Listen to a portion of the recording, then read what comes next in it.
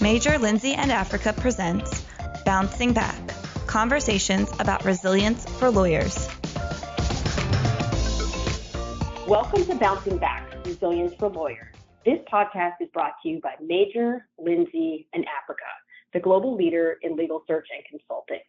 I'm your host, Rebecca Glatzer. I'm a partner in the Associate Practice Group at Major Lindsay and Africa. In this podcast, I'll speak to successful professionals about the hiccups, bumps, bruises, and setbacks they've experienced in their careers and personal lives, and how they ultimately bounce back from those experiences to thrive. Today, my guest is Andrew Chinsky. Andrew is Assistant General Counsel at Aaron's, a public company based in Atlanta that provides lease-to-own and retail purchase solutions for appliances, electronics, and other home goods through its e-commerce platform. The company has 1,200 company-operated and franchised stores throughout the United States and Canada. Andrew manages litigation and investigations across the company's brands, including Aaron's, BrandSmart USA, Woodhaven, and BrandSmart Leasing. In his role, Andrew also advises the business regarding enterprise risk management, cybersecurity, motor vehicle accidents, commercial issues, and other matters. Before Aaron's, Andrew was with King & Spalding, LLP, and Sidley Austin, LLP. In his private practice, Andrew represented clients in complex commercial disputes, consumer class actions, multi-jurisdictional cases, crisis litigation, and responses to government investigations, including criminal, civil, and regulatory matters, with a particular focus on the automotive industry. Andrew is a proud graduate of the Gerald R. Ford School of Public Policy at the University of Michigan and Harvard Law School. Outside of work and chasing his kids and dog, Andrew enjoys running marathons for various cancer research organizations, following all things Georgia politics, and volunteering in the Atlanta Jewish community. Andrew, thank you for being my guest today. Thanks, Rebecca. It's my pleasure to be here. Well, I'm happy to have you. So to get started, I wanted to kick this off talking about a conversation we previously had. You had mentioned to me that you have unfortunately had to deal with a great deal of illness over the course of your life. Can you tell me a little bit about that? Yes, no, I'm happy to. So, ironically, I guess, my health has been relatively good, but my family has dealt with I'd say, more than fair share of illness, really since I was a kid. My younger brother is a childhood leukemia survivor. He was diagnosed in second grade, subsequently had 2 bone marrow transplants, and because the nearest children's hospital was 90 minutes from where I grew up, I spent a good bit of my middle and high school years with one parent at home, juggling me and my sister and a job, and the other staying overnight with my brother in the hospital an hour and a half away. Around that same time, my grandmother was diagnosed with early onset dementia, which put some additional strain on my family, particularly my mom and my grandpa. My brother survived and is a very happy uncle to my 2 children today and lives here in Atlanta pretty. But a little bit later in life, my mom, unfortunately, was diagnosed with lung cancer in her mid-50s. She never smoked, so wasn't getting regular screenings. And by the time they caught it, the cancer had spread.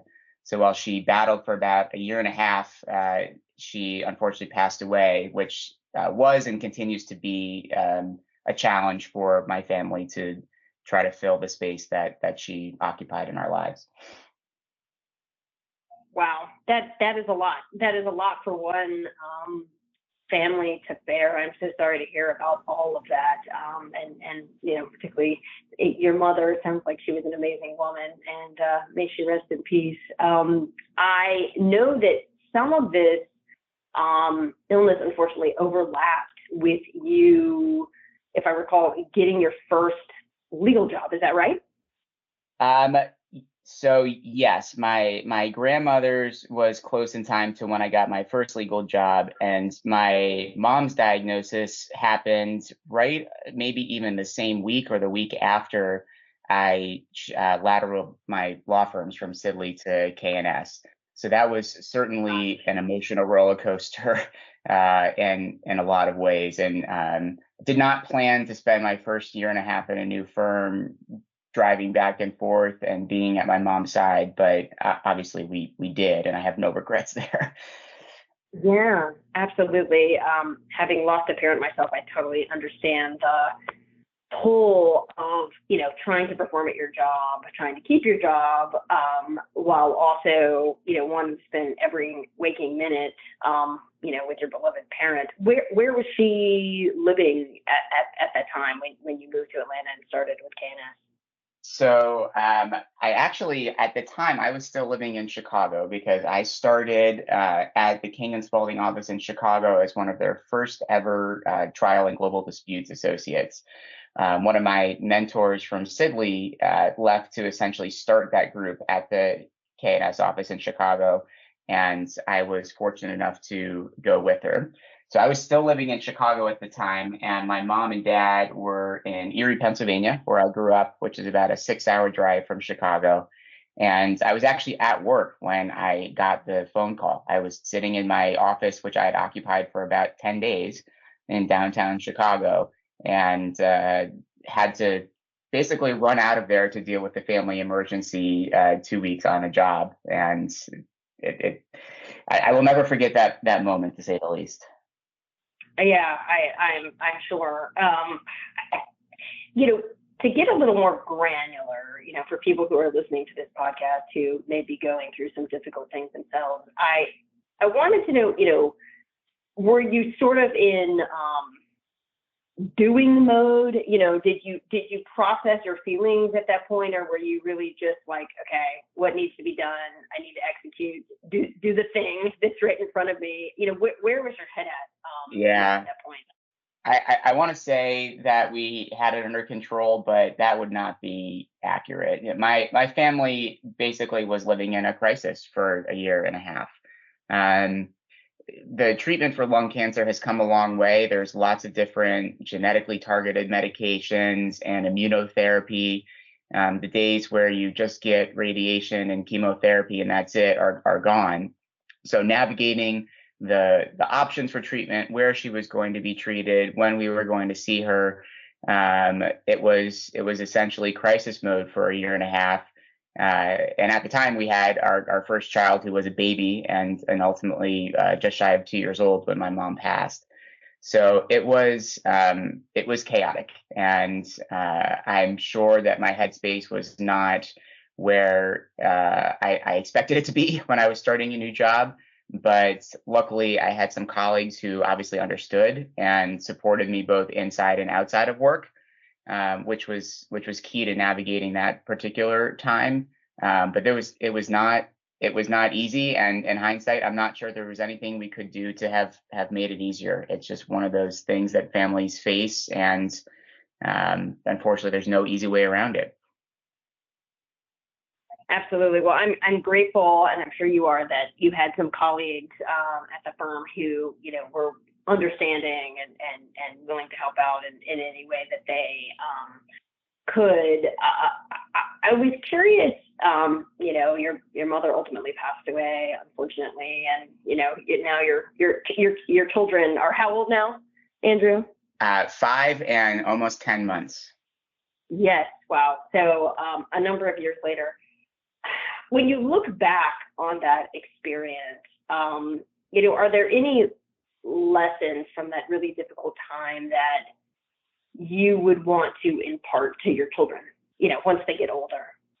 Yeah, I knew you were going to ask me that question, so I've been thinking about what I would say, and I think I have a few things that probably helped me, both for my mom and also when my brother was going through his treatment when I was younger. And I guess first and foremost, and this may sound selfish, but I think it's key, is that you have to find some time for yourself during the day. For me, it's always been a chance to exercise or just find some time during the day, at least most days, no matter how crazy life is. In high school, for me, it was swimming. Post high school, it has been running and running some marathons for cancer research organizations, which probably is not a surprise now that you know my background. I think you have to demand some time for yourself during the day, even if it's 15 minutes. because if you don't take care of yourself, you can't take care of your family or your work or anything else. And it's not, I don't think it's selfish to say that. It actually helps you be a better dad or husband or colleague or whatever context you have to be in. And sort of the flip side of that is don't be afraid to rely on other people for help. We would not have made it through all of these illnesses, and we would not be making it through life today without help. And that's come in a variety of different ways, some expected, some not expected. We've made some friends on the way who we probably would never have met but for this illness. And it's one of the better things to come out of all of this. So I guess the last thing is, in the professional context, find colleagues who will support you inside and outside of work. I was very lucky. I never had any doubt that I would get that support. It's still a tough job, and you still have to do the job, and you still have to represent your client's interests, zealously. But find teams that can help you do that, and you will just be better off. And then later on, when I was able to help them when they had issues pop up, I was obviously happy to do that. So that professional help is really important too. No, that's great advice. And taking time for yourself daily. When my father was really, really ill before he passed away, same thing. There was lots of long walks by myself. Partially I think getting the body moving, and also just maybe have a good cry alone. It was more difficult. Yeah, it was more difficult to do during COVID because some of her illness then overlapped with COVID, and so then we were all stuck inside together, and it was a little bit harder to find time to separate. But hopefully now we're mostly on the other side of that, and it's a little bit easier to do that as well. Yeah, absolutely.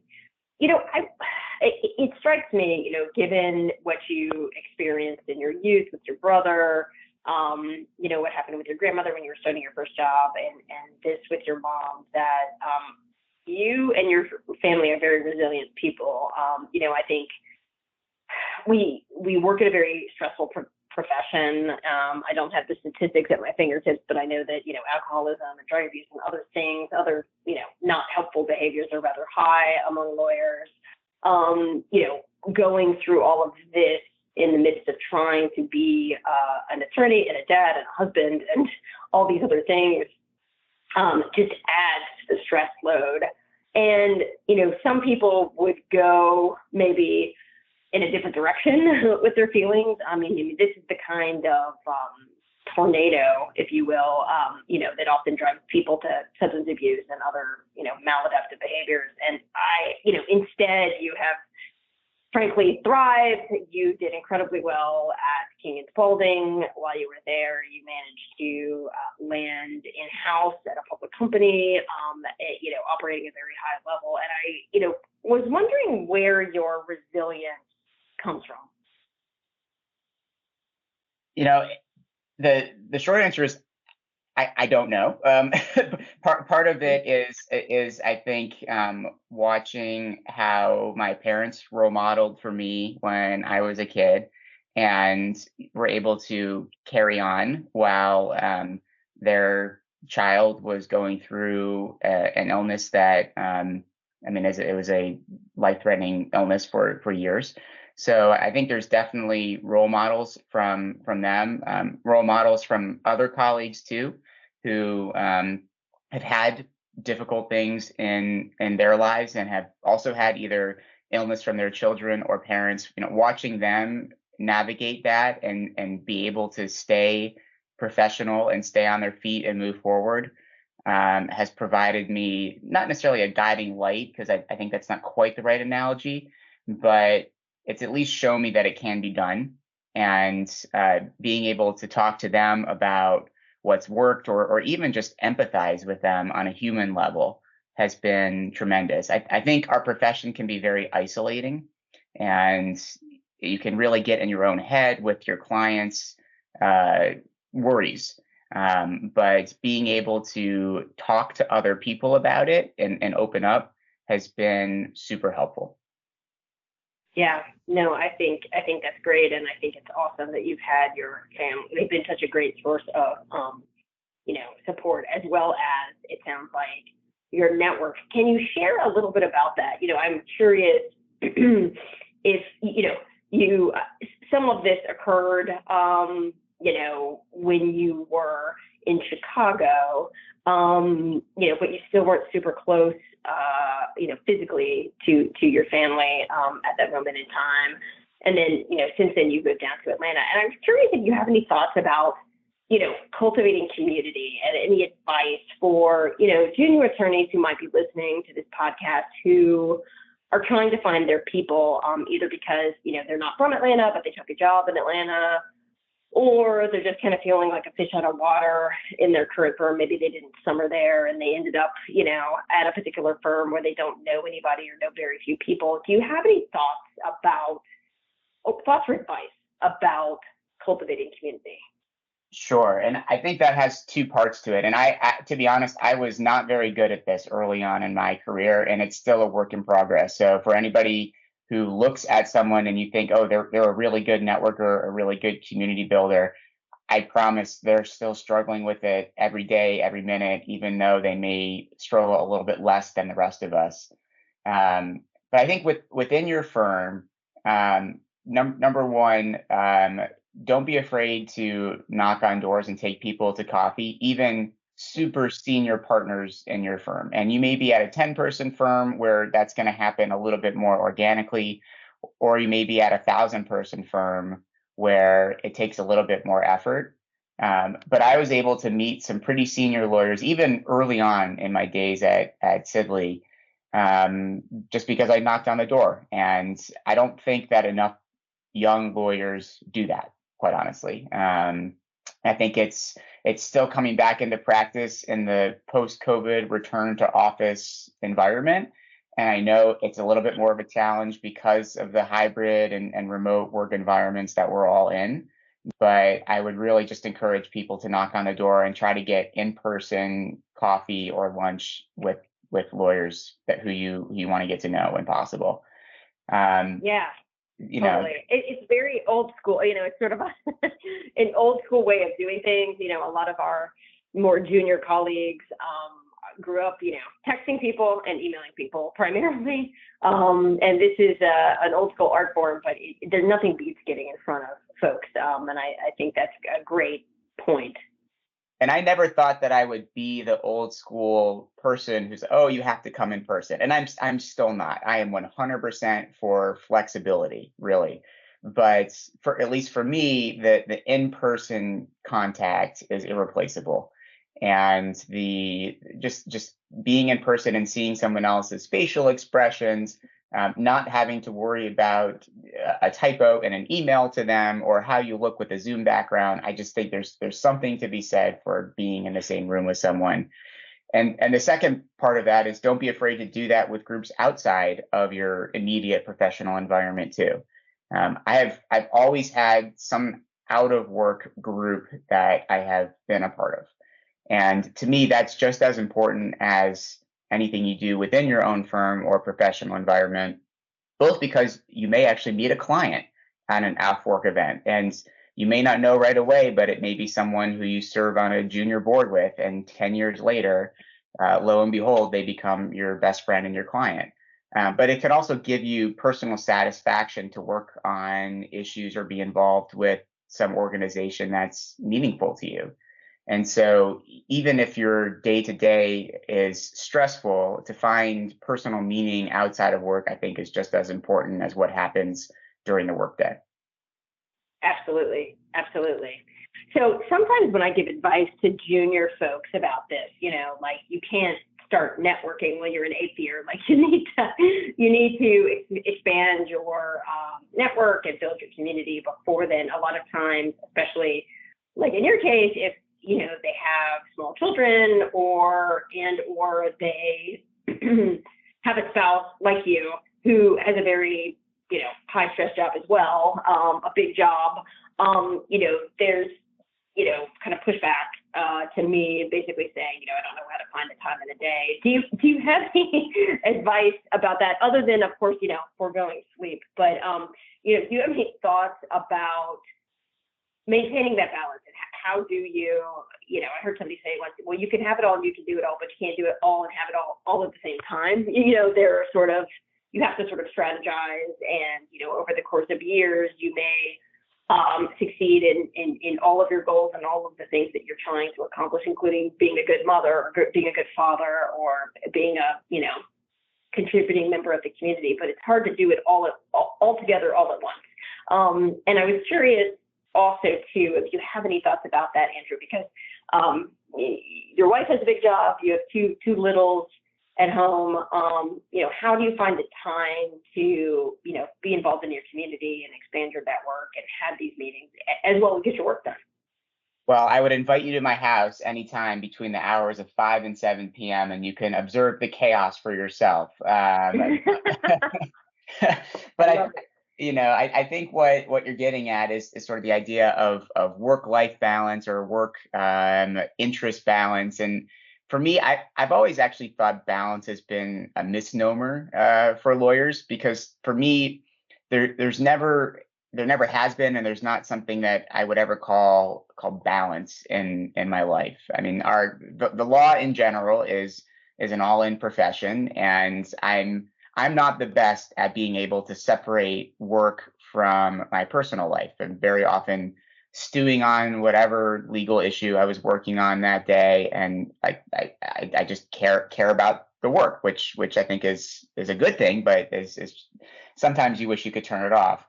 But that being said, I think that the word that I think about is prioritization, and figuring out how you want to make use of your day or week or month. And you can't think too far ahead, but the key question there is sort of what are you hoping to get out of your career, and where do you want to go with it? I mean, in the big law world, I was never the top biller in my firm. I was never a low biller, usually somewhere in the middle. And that was what worked for me to get good experience on the job and be all in for my clients when I needed to be, without sacrificing sort of my personal life or interests or sanity, and being able to support my wife as she was doing the same thing. We are definitely not perfect, and some days are better than others. And I will confess, there are some days where our 5-year-old comes home from school and we give her a bath, and she gets to watch the Disney Channel for a while so that we can finish up what we're doing. We're not the no TV parents. So don't, anyone out there, don't judge us. But but just having that prioritization in mind, and it can change, right? I mean, some families may have one working spouse and one spouse who is looking after the kids, and that's totally fine too. Some families, you may have ebb and flow depending on if you're a lawyer and you go to trial, there's very little way around being all in and on site for trials, and so balancing that out just requires a little bit of planning and thought. But I would encourage anyone listening, don't just go about your day thinking that that's, this is how it has to be. You can always change things. No one's going to do it for you, but you can always change things yourself, and to spend your day how you want to spend it. And ultimately, your colleagues will respect you for it, and you'll be happier and better off in the long run, I think.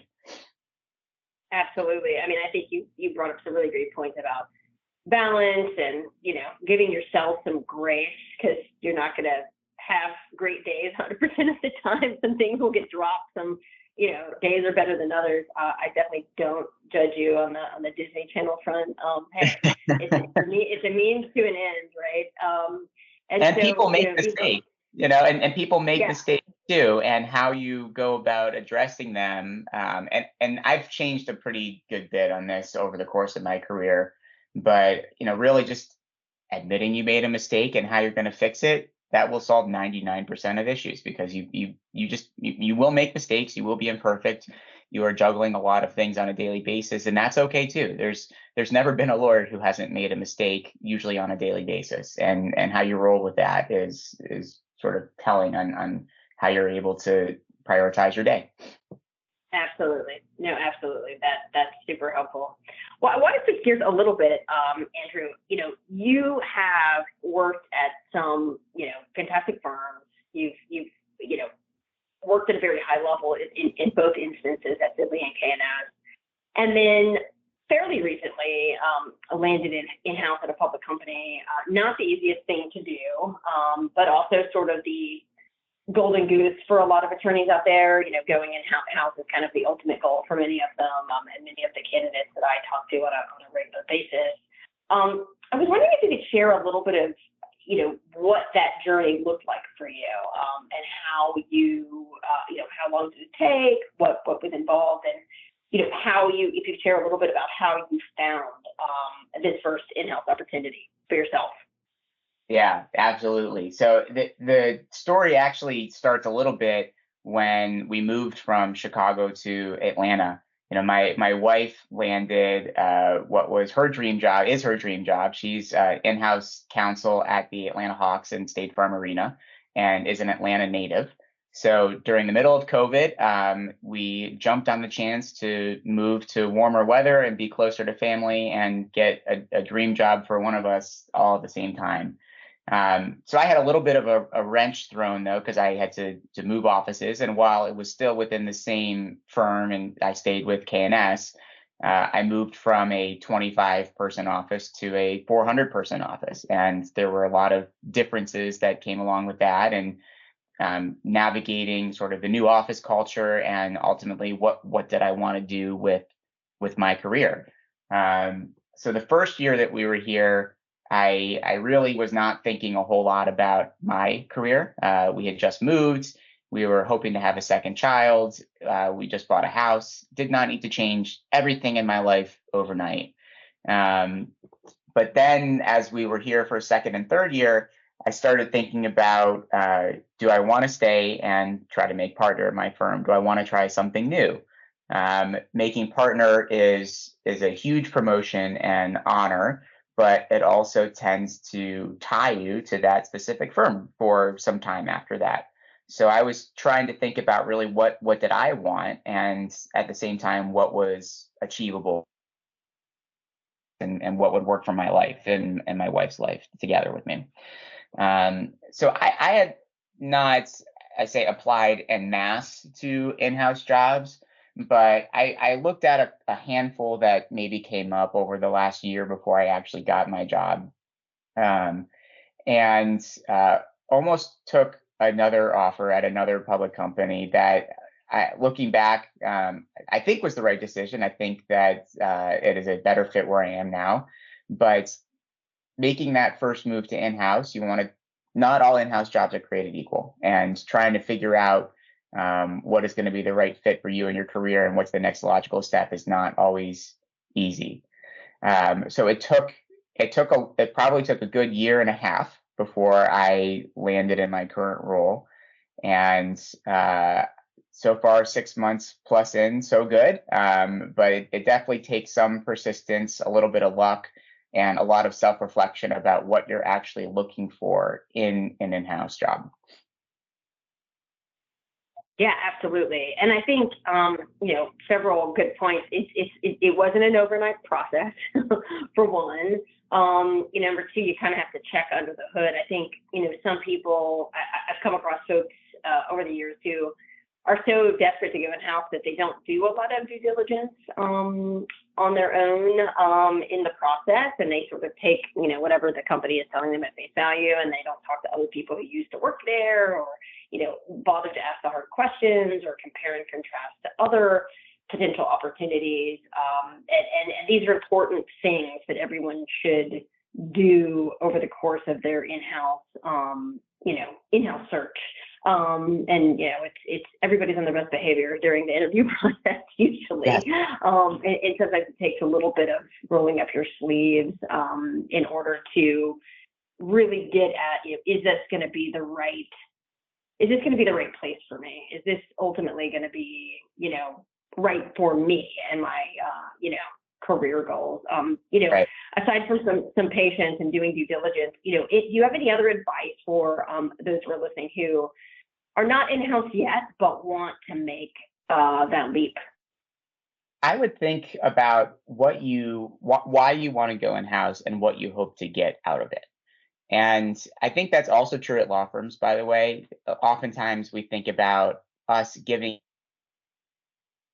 to the law firm, but we can and we should be getting more than just a paycheck back from them, whether that's a certain experience, setting us up to do something else that we would maybe rather be doing, whether that's giving us the skills to move to a smaller firm, to open up your own firm, to go in-house. Think about what you want to be getting out of your experience at a law firm, and then think about what you want to get out of your experience moving in-house as well. Some in-house jobs, the lawyers work as hard or harder than many of the lawyers at law firms who I know. The companies are lean. You're running a business.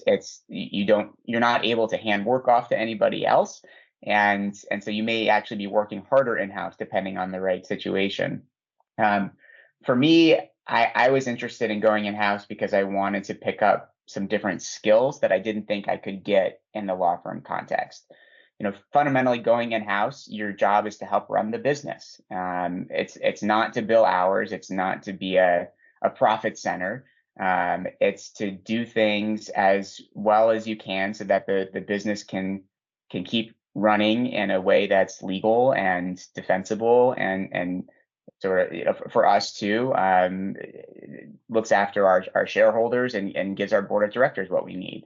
So it's a completely different mindset, and that was very appealing to me, and that's what I wanted to get out of going in-house, was sort of a different environment, a new set of skills, being able to learn things that I wouldn't ever get in the private law firm context.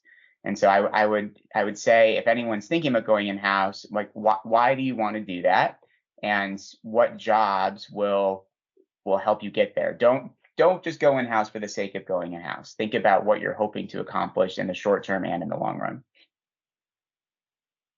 I think that's fantastic advice all the way around.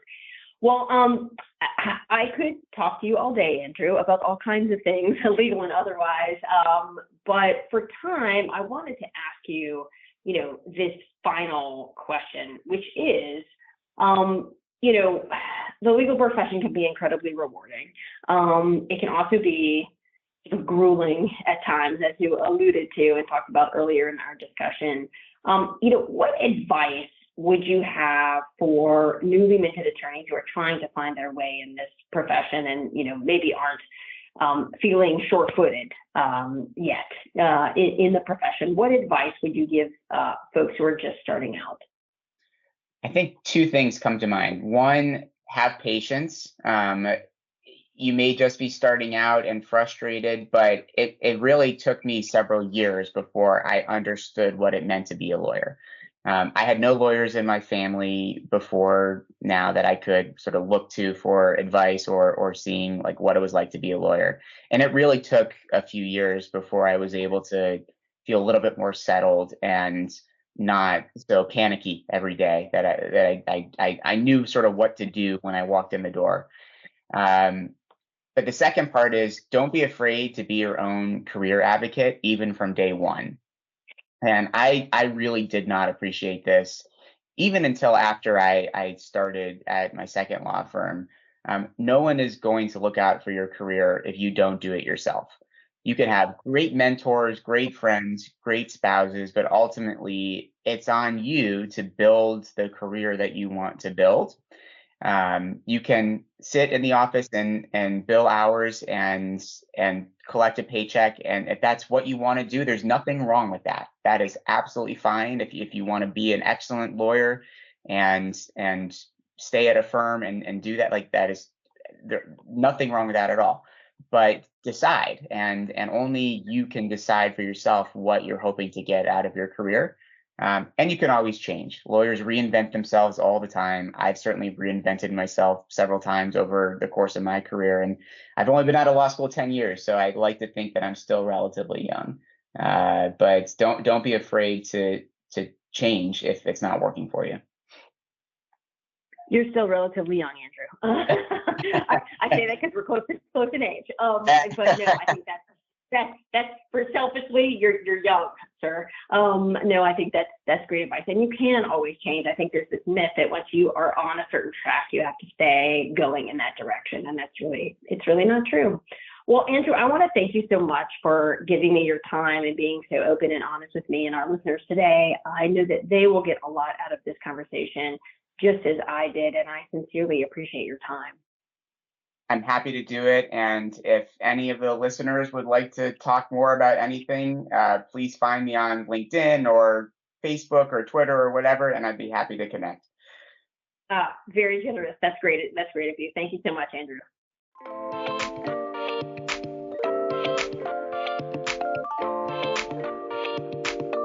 Thank you for listening to Bouncing Back, Resilience for Lawyers.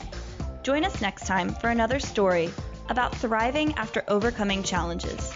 You can find Bouncing Back and other programming for lawyers on MLA's Legal Talk Network.